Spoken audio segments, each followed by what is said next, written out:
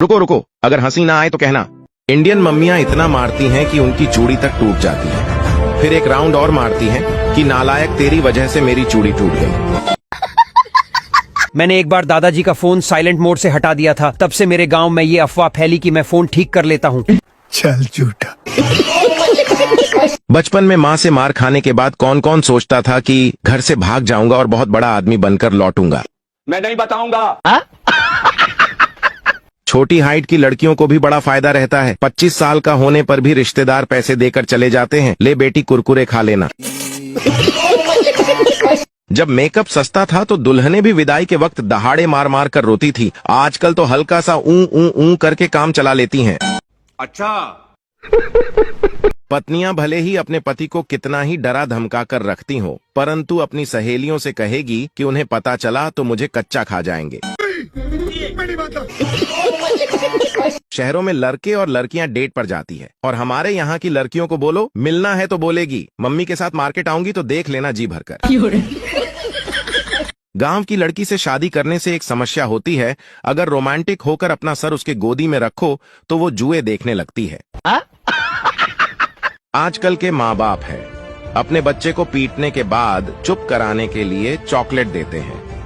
हमको तो पीटने के बाद चुप कराने के लिए दोबारा पीटा जाता था।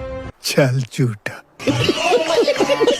शुक्र है बीबिया दारू नहीं पीती, वरना जो बिन पिए इतनी बकबक करती है, अगर पी ले तो कोहराम मचा। बात तो सही है। आजकल के माँ बाप है, अपने बच्चे को पीटने के बाद चुप कराने के लिए चॉकलेट देते हैं। हमको तो पीटने के बाद चुप कराने के लिए दोबारा पीटा जाता था। आज मैं घर जाते समय मोबाइल में व्हाट्सएप देख रहा था।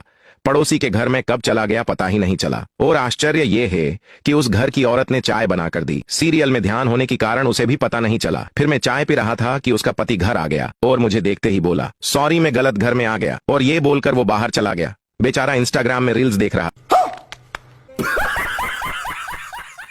पति पत्नी दोनों खाना खा रहे थे। खाना खा के पति उठा और अपनी थाली धो दी। पत्नी उसकी तरफ गुस्से से देखते हुए बोली, कर दिया ना इज्जत का फालूदा, हम घर पर नहीं होटल में हैं।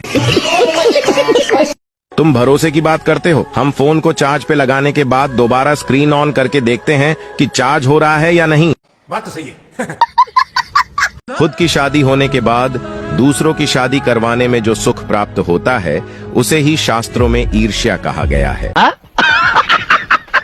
एक पड़ोसी पप्पू से बोला, यार तेरे घर से रोज हंसी की आवाज आती है, इस खुशहाल जिंदगी का राज क्या है? पप्पू ने बताया, मेरी बीवी मुझे जूता फेंक कर मारती है, लग जाए तो वो हंसती है, ना लगे तो मैं हंसता हूँ।